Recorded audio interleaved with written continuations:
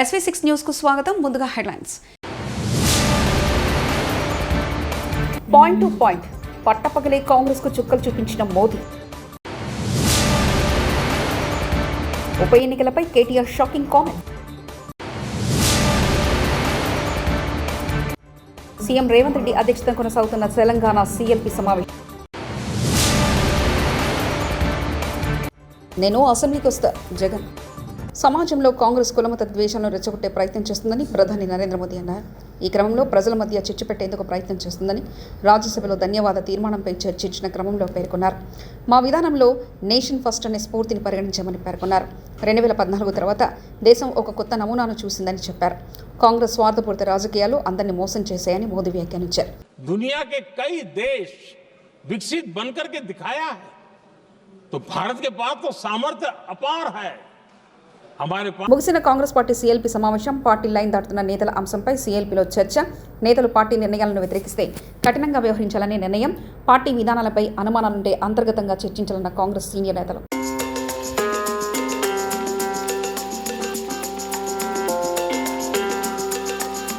ఉప ఎన్నికలు రావాలని ప్రజలు కూడా కోరుకుంటున్నారని బీఆర్ఎస్ వర్కింగ్ ప్రెసిడెంట్ మాజీ మంత్రి కల్వకుంట్ల తారక రామారావు అన్నారు. 40 ఫిరాయించిన ఎమ్మెల్యేలకు సుప్రీంకోర్టు నోటీసులు ఇచ్చింది. వారిపై అనర్హత వేటుపడాలని చెప్పారు. అదే అంశంపై న్యాయ నిపుణులతో చర్చిస్తామన్నారు. సాయంత్రం ఢిల్లీ పర్యటన ముగించుకుని హైదరాబాద్ బయలుదేరతామని తెలిపారు. కేసీఆర్ ఆదేశాల మేరకు ఢిల్లీలో కేంద్ర మంత్రి ధర్మేంద్ర ప్రధాన్ను కలిశామని చెప్పారు. యూజీసీ నిబంధనలు మార్చడంపై తమ అభ్యంతరాలు తెలియజేస్తూ ఓ విజ్ఞప్తి అందజేశామని కేటీఆర్ అన్నారు. ఎమ్మెల్యే గారు, ముఖ్యంగా కొరట్ల ఎమ్మెల్యే గారి విజ్ఞప్తి ఇది. వాళ్ళ ఒక జాతీయ రహదారి జనగామ నుంచి బయలుదేరి ఇవాళ కొరట్ల దాకా పోయే అవకాశం ఉన్నప్పటికీ సిరిసిల్ల కాడనే టర్మినేట్ అవుతా ఉంది. NH 365B.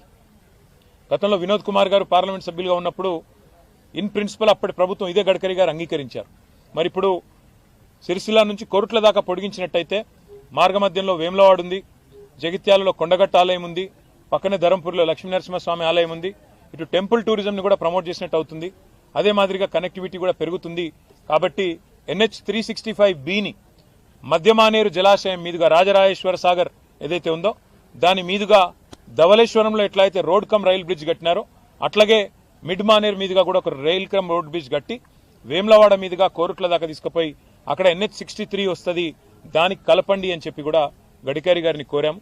రేవంత్ రెడ్డిని తన జూబ్లీ హిల్స్ నివాసంలో కలిసిన సద్గురు జగ్గి వాసుదేవ్ ఈషా ఫౌండేషన్లో జరిగే శివరాత్రి వేడుకలకు రావాలని రేవంత్ రెడ్డిని ఆహ్వానించారు సద్గురు.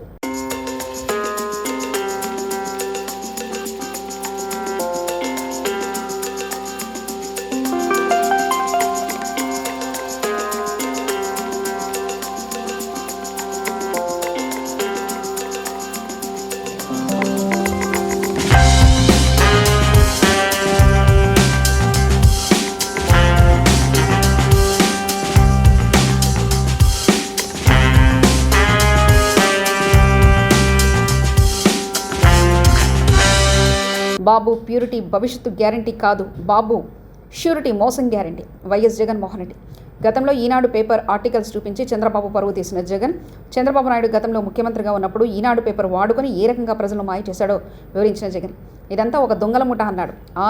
ఈనాడు ఆంధ్రజ్యోతి పత్రికలను ఉద్దేశించి మాట్లాడారు జగన్. అవార్డు ఏదైనా ఉంటే నటనలో అవార్డు ఇవ్వాల్సింది చంద్రబాబు నాయుడు గారికి అవార్డు ఇస్తే ఇంకా బాగా పర్ఫెక్ట్గా సరిపోతుంది.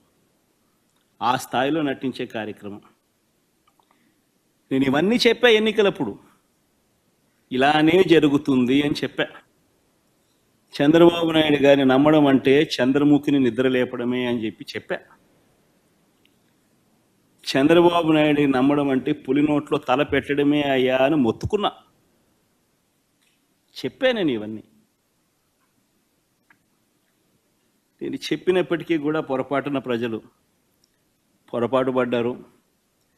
ఈరోజు చంద్రబాబు నాయుడు గారి మోసాలను, చంద్రముఖిని మళ్ళీ నిద్రలేపి ప్రజలందరూ కూడా బాధపడే కార్యక్రమం జరుగుతూ ఉంది.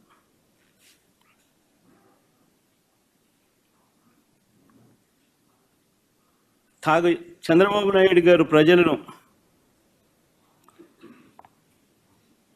వంచే కార్యక్రమం ఏదైతే ఉందో, మోసం చేసే కార్యక్రమం ఏదైతే ఉందో అది స్లోగా ఒక పద్ధతి ప్రకారం స్లోగా పాయిజన్ ఎక్కిస్తుంటాడు. తన అబద్ధాల ఫ్యాక్టరీలో నుంచి అబద్ధాలను బయటికి తీస్తాడు. దానిని ఈనాడు, ఆంధ్రజ్యోతి, TV5 వీళ్ళంతా కూడా రకరకాల పద్ధతుల్లో పబ్లిసిటీ ఇస్తారు. చంద్రబాబు నాయుడు తప్పే లేదన్నట్టుగా, రాష్ట్రం ఇలాంటి పరిస్థితిలో ఉంది కాబట్టి ఆయన చేయలేకపోతా ఉన్నాడు అన్నట్టుగా ఇంప్రెషన్ ఇస్తూ అలా అలా అలా అలా అలా స్లో పాయిజన్ ఇచ్చుకుంటూ పోయే కార్యక్రమం జరుగుతూ ఉంది. ఒక పద్ధతి ప్రకారం, ఒక ప్లాన్ ప్రకారం. ఆయన చెప్పే అబద్ధాలు, అవి అబద్ధాలని తెలిసి కూడా, అది వక్రీకరణ అని తెలిసి కూడా, తెలిసినా కూడా అవే నిజాలు అన్నట్టుగా మళ్ళీ ఇదే ఈనాడు, ఇదే ఆంధ్రజ్యోతి, ఇదే TV5 దాన్ని అలా బుల్డోజ్ చేసుకుంటూ పోతాయి. మొన్న ఈ మధ్యకాలంలో నీతి ఆయోగ్ పేరుతో కొత్త డ్రామాలు మీరంతా కూడా చూసే ఉంటారు. సమాజానికి ఉపయోగపడే సేవా కార్యక్రమాల్లో ప్రజలు భాగం కావాలని NTR trust managing trustee Narayana Bhuvaneswari పిలుపునిచ్చారు. తలసేమియా బాధితులకు అండగా నిలవడం కోసం ఎన్టీఆర్ ట్రస్ట్ ఆధ్వర్యంలో విజయవాడలో నిర్వహించనున్న యుఫోరియా కార్యక్రమ వివరాలను ఆమె వెల్లడించారు. ఫండ్ రైజింగ్ కోసం మ్యూజికల్ నైట్ కార్యక్రమాన్ని నిర్వహిస్తున్నారు. దీన్ని నిర్వహించేందుకు తమరు ముందుకొచ్చారు. ఈవెంట్కు ఆయన రూపాయి కూడా తీసుకోవట్లే. అందరూ సమాజం కోసం ఎంతో కొంత సేవ చేయాలని నారా భువనేశ్వరి అన్నారు. థాలసీమియా అనేది it is a genetic blood disorder. దీంతో రక్తం, హిమోగ్లోబిన్ అనేది ఎంత మెడిసిన్స్ ఇచ్చినా, అవసరమైన అన్ని ఇచ్చినా కూడా దీంతో రక్తం ఎప్పుడు ఉండాల్సిన ఆ పర్సంటేజ్ కంటే కిందకి పడతా ఉంటుంది. దాంతో ఆ బాధపడుతున్న వ్యక్తులు చాలా ఇబ్బందులు ఎదుర్కొంటారు. ఎస్పెషలీ పిల్లలు. వాళ్ళు ఆఖరికి ఊపిరి తీసుకోవటానికి కూడా వాళ్ళు చాలా ఇబ్బందులు ఎదుర్కొంటారు. అక్యూట్ థాలసీమియా బాధితులు వాళ్ళకైతే 2-4 నెలల్లోనే బ్లడ్ ట్రాన్స్ఫ్యూషన్ అనేది ఎమ్మటే జరగాలి. ఆ ట్రాన్స్ఫ్యూషన్ జరగాలంటే, ట్రాన్స్ఫ్యూషన్ అంటే దానికి అంత అవసరం రక్తం.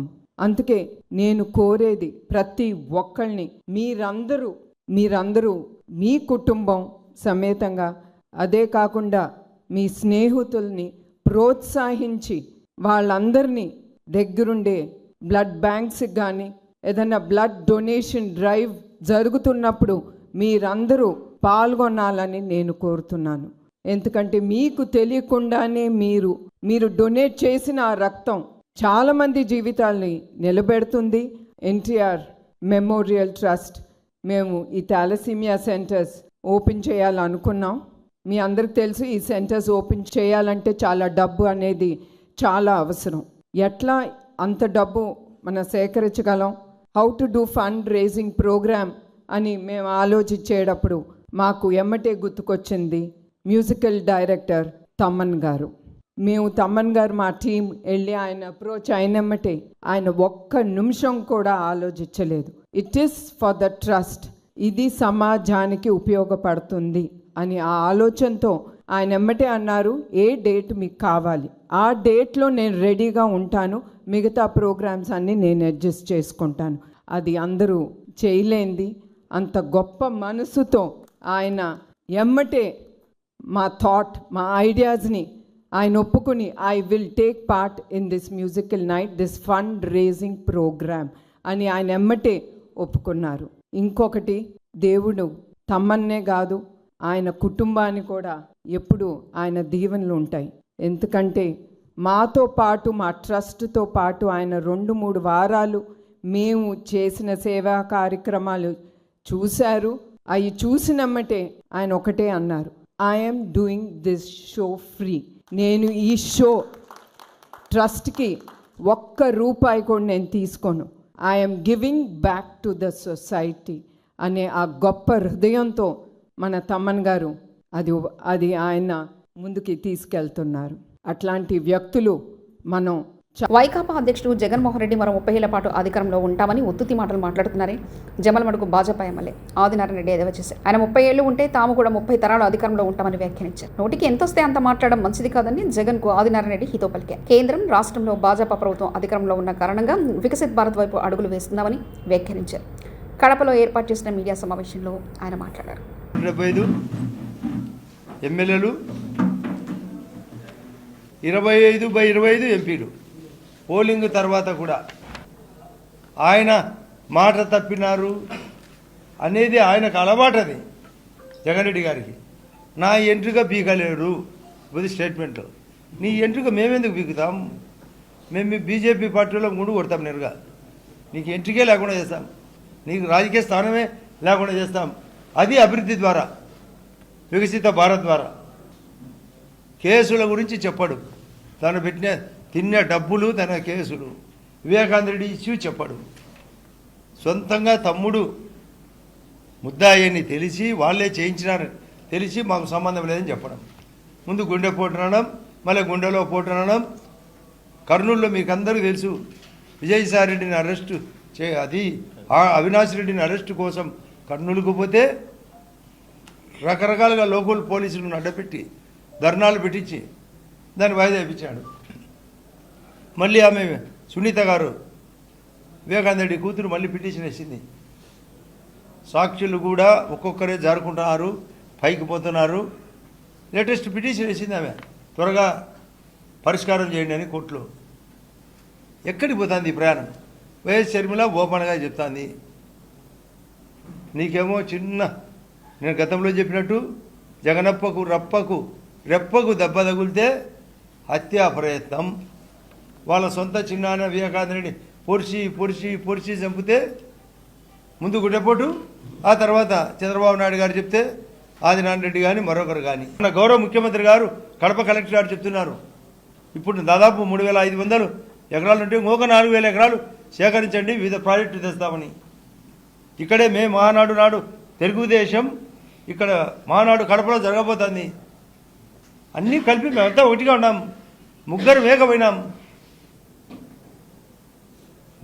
నిన్ను జగన్ రెడ్డిని మేము ఏకమైనాం, నిన్ను ఏకాకిని చేస్తాం, నామరూపం లేకుండా చేస్తాం. నేనే ఏంది ఇది? నిన్న పోలింగ్ తర్వాత కూడా లండన్కు పోతూ మళ్ళా 151 కంటే ఎక్కువ ఎమ్మెల్యేలు, 22 కంటే ఎక్కువ ఎంపీలు. అంటే రాజకీయాలంటే చింతపండి వ్యాపారమా? ఏదో ఒకటి ఉన్నతమైంది.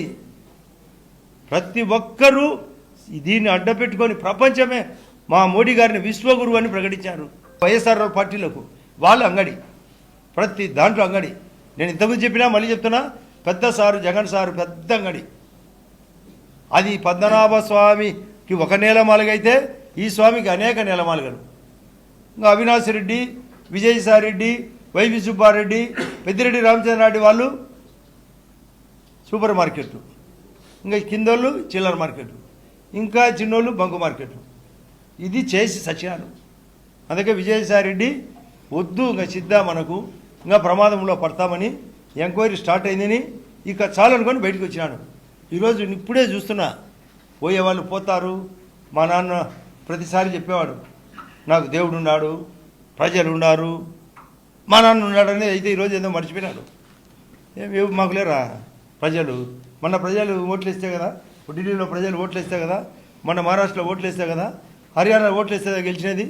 అన్నీ మర్చిపోయేది. ఒక డైలాగు అమరీష్ పూరి సినిమాలో చెప్పినట్టు, దేవునితో ఇప్పుడే మీకోసం వచ్చినట్టు మాట్లాడుతుంటాడు. అంతా విలన్ డైలాగులు. అవి కాదు కావాల్సింది. ఈ వికసిత భారత్ ఆంధ్రప్రదేశ్కు మీరు సహకరించండి.